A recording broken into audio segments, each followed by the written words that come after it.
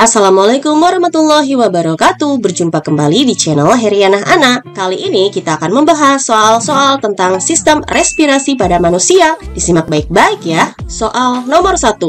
Alveolus adalah bagian dari sistem pernapasan yang merupakan tempat terjadinya pertukaran oksigen dan juga karbon dioksida dengan alveolus banyak dikelilingi oleh pembuluh-pembuluh darah terkecil yang dinamakan dengan kapiler, sehingga terjadi pertukaran antara oksigen dan karbon dioksida dengan kapiler darah. Jawabannya yang C. Soal nomor 2. Pada pernapasan manusia, udara dapat masuk ke paru-paru bila dalam kondisi berikut ini, kecuali, berarti dari soal ini, pada saat udara masuk ke paru-paru terjadi proses inspirasi. Mana yang bukan berkaitan dengan proses inspirasi?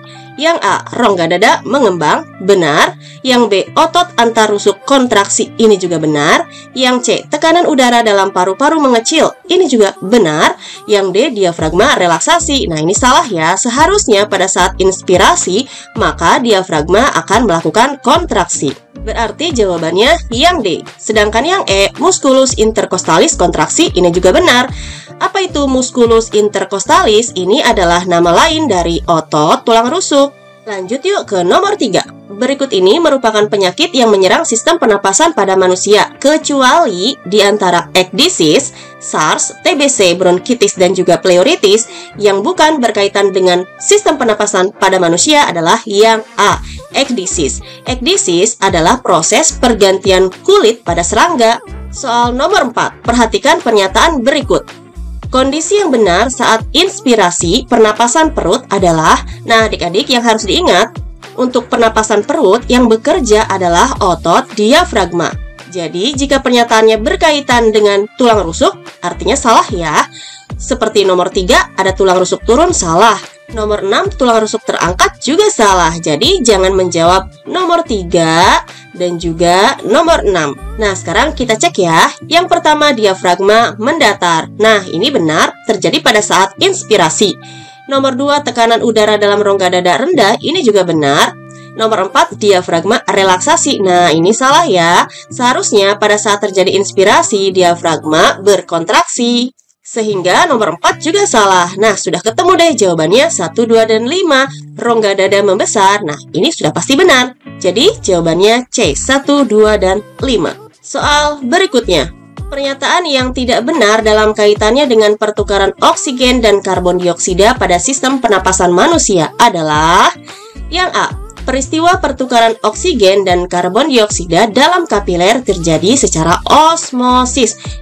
Ini sudah pasti salah ya. Seharusnya terjadi secara difusi, bukan osmosis.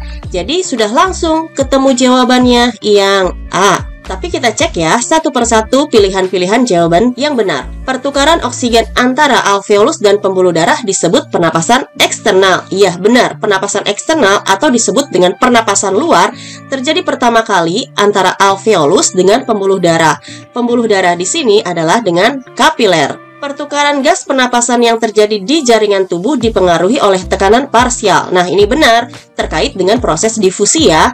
Harus berpindah dari tekanan parsial yang tinggi ke tekanan parsial yang rendah. Yang D, jika tekanan di alveolus 40 mm Hg dan tekanan di dalam kapiler 46 mm Hg, maka akan berdifusi dari kapiler ke alveolus. Ingat konsep difusi? Difusi itu harus berpindah dari yang tinggi ke yang rendah. Berarti dari yang 46 ke yang 40. 46 terjadi di kapiler, 40 terjadi di alveolus. Jadi pernyataannya benar ya.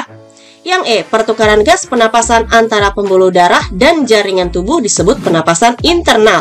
Ini benar, karena untuk pernapasan internal atau pernapasan dalam terjadinya di jaringan atau di bagian sel tubuh. Lanjut ke nomor 6. Berikut ini diagram perubahan volume alveolus pada proses pernapasan. Volume tidal, residu, cadangan inspirasi, dan cadangan ekspirasi berturut-turut ditunjukkan oleh...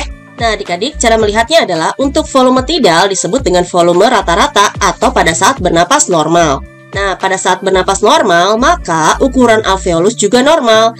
Di sini ukuran alveolus normal berarti ada di huruf B. Artinya tidak terlalu besar di huruf A dan tidak terlalu kecil di huruf C. Sedangkan di huruf D ini yang paling kecil artinya ada udara sisa. Udara sisa disebut juga dengan residu. Sehingga residu ini berada di bagian D. Sedangkan tidal berada di bagian B. Nah, sekarang kita lihat. Pertama B, selanjutnya D. Nah, sudah ada jawabannya B, D. Jawabannya yang B. Sedangkan cadangan inspirasi disebut dengan volume komplementer. Komplementer terjadi pada saat kita menghirup udara sekuat-kuatnya. Nah, pada saat menghirup udara sekuat-kuatnya, maka ukuran alveolus menjadi lebih besar karena oksigen masuk lebih banyak.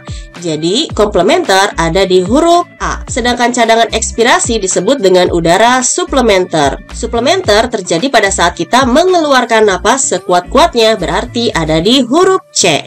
Nah, benar kan? B, D, A, C. Soal nomor 7. Faktor yang dapat mempengaruhi frekuensi pernapasan seseorang adalah apakah suhu lingkungan, usia, volume paru-paru. Untuk suhu lingkungan, benar. Usia, benar. Sedangkan volume paru-paru, tidak ya. Yang B, usia, benar. Aktivitas fisik, benar. Kadar oksigen dalam darah, nah ini benar. Kadar oksigen dalam darah dapat dipengaruhi oleh ketinggian tempat. Semakin tinggi ketinggian tempat, maka sel darah merah akan semakin menurun, sehingga kadar oksigen di dalam darah pun ikut menurun. Jadi jawabannya yang B.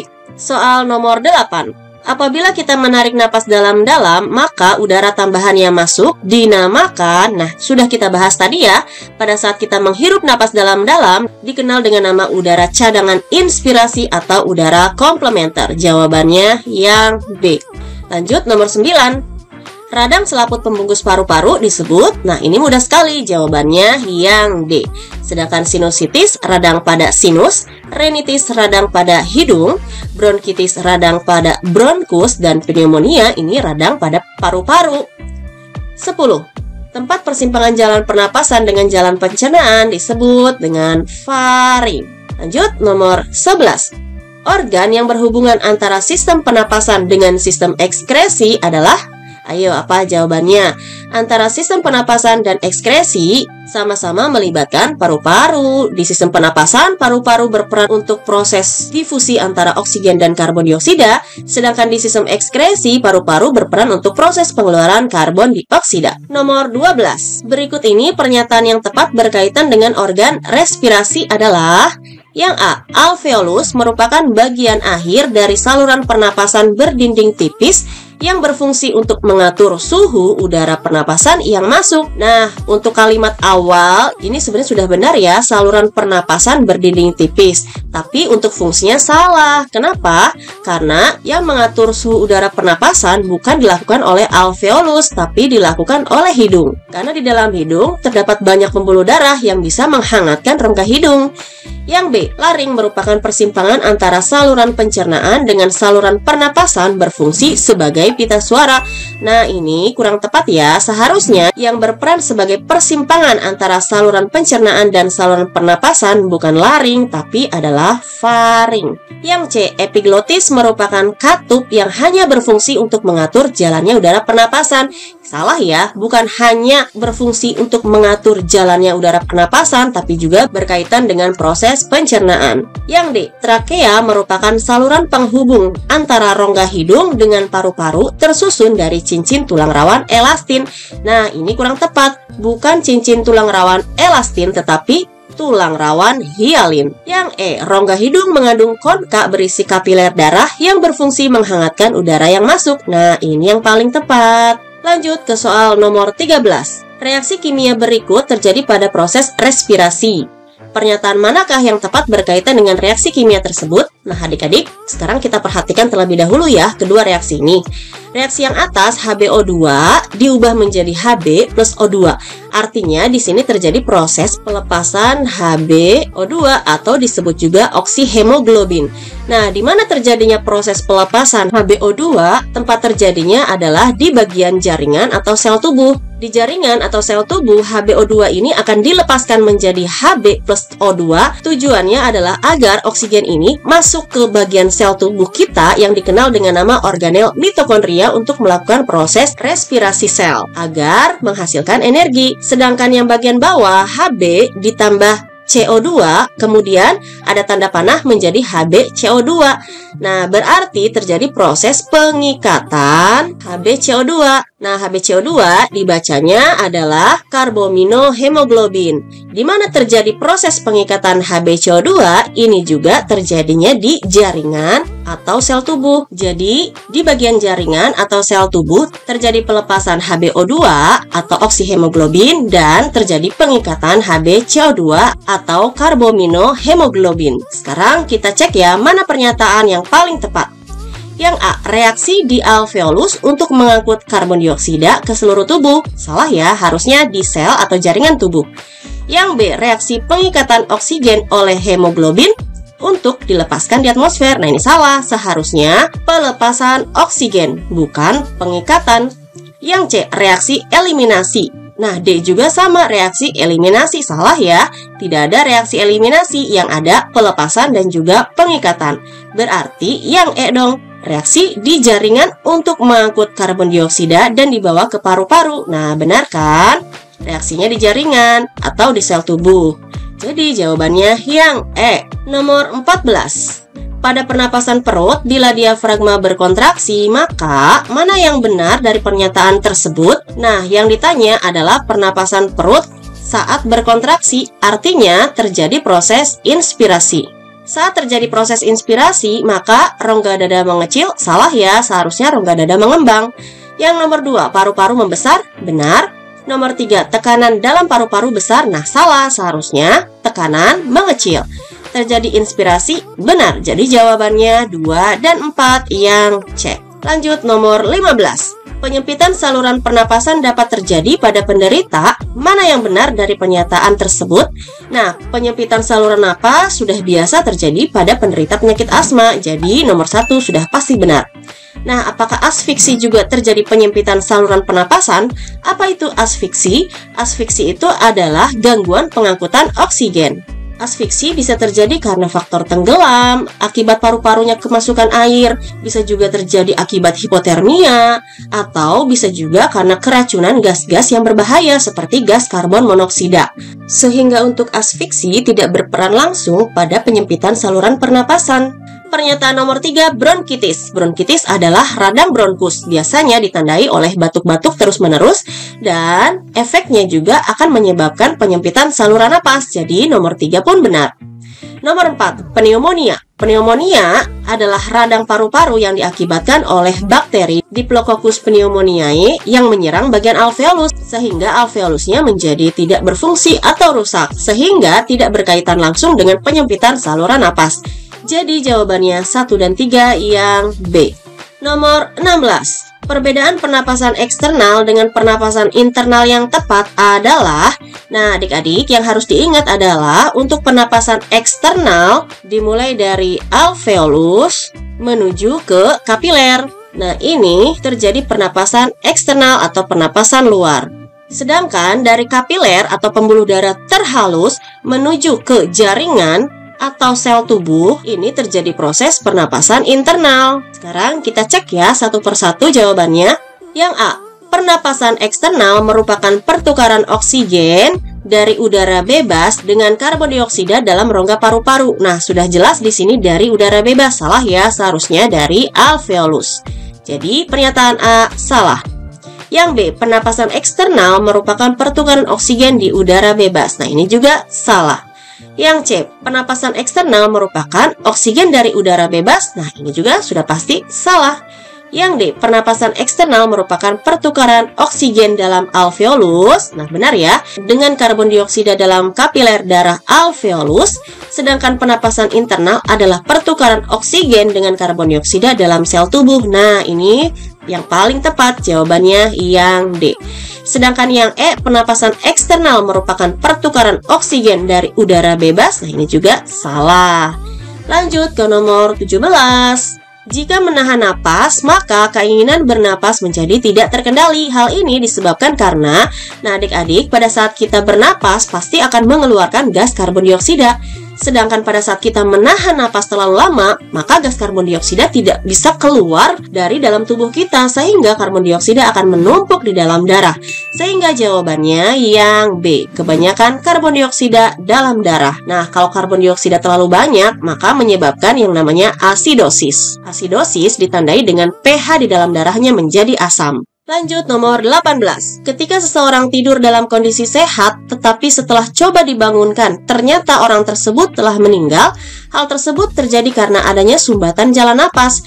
Penyakit tersebut adalah, nah adik-adik, diantara dispnea, apnea, pneumonia, bronkitis, dan juga difteri yang berkaitan dengan sumbatan jalan napas pada saat tidur adalah apnea. Sedangkan dyspnea adalah kondisi seseorang yang napasnya sangat berat atau sesak napas. Dan ini bisa terjadi kapanpun, tidak hanya pada saat tidur saja. 19. Dalam sebuah praktikum, siswa diminta untuk meniupkan udara ke dalam larutan air kapur. Hasil percobaan menunjukkan bahwa air kapur menjadi keruh. Hal ini menunjukkan bahwa udara yang dihembuskan mengandung apa? Udara yang kita hembuskan pasti mengandung karbon dioksida kan? Jadi pasti jawabannya yang B. Nah, reaksi kimia seperti ini. CaOH 2 kali atau dikenal dengan nama air kapur, jika berikatan dengan gas karbon dioksida hasil pernapasan manusia, maka akan membentuk senyawa CaCO3 atau kalsium karbonat dan juga air H2O. Nah, gas CaCO3 atau kalsium karbonat inilah yang dapat menyebabkan air kapurnya menjadi keruh, tidak bening lagi seperti semula. Lanjut, nomor 20. Ini adalah nomor terakhir ya. Sebagian kecil gas karbon dioksida hasil sampingan dari pembongkaran senyawa organik akan diangkut oleh darah ke paru-paru dalam bentuk apa? Nah, adik-adik, pengangkutan gas karbon dioksida dilakukan dengan 3 cara. Cara yang pertama adalah larut dalam plasma. Cara yang kedua adalah berikatan dengan hemoglobin. Dan cara yang ketiga adalah dengan membentuk ion bikarbonat. Nah, untuk cara yang pertama, ini adalah cara yang paling sedikit, sekitar 7-10% saja. Sedangkan cara yang kedua yang berikatan dengan hemoglobin, ini sekitar 20-30%. Sedangkan yang terbanyak yang membentuk ion bikarbonat bisa sebesar 60 bahkan sampai 70%. Nah, pertanyaan di sini adalah sebagian kecil gas karbon dioksida, berarti yang sedikit ya. Nah, karena sedikit artinya larut dalam plasma. Jadi, kita cari yang berkaitan dengan larut dalam plasma. Nah, ini jawabannya yang A. Pada saat karbon dioksida larut dalam plasma, berarti CO2 ditambah H2O akan membentuk H2CO3 atau hidrogen karbonat. Sedangkan kalau yang berikatan dengan Hb atau hemoglobin, maka akan membentuk HbCO3. Gitu ya adik-adik. Dan yang membentuk ion bikarbonat nanti akan menghasilkan HCO3-. Nah, ini namanya ion bikarbonat. Oke, sudah selesai untuk pembahasan soal-soalnya. Bagi adik-adik yang membutuhkan pembahasan soal-soal lain, silahkan tuliskan saja di kolom komentar untuk materi apa dan untuk kelas berapa. Terima kasih ya sudah menyaksikan video ini dan selamat belajar.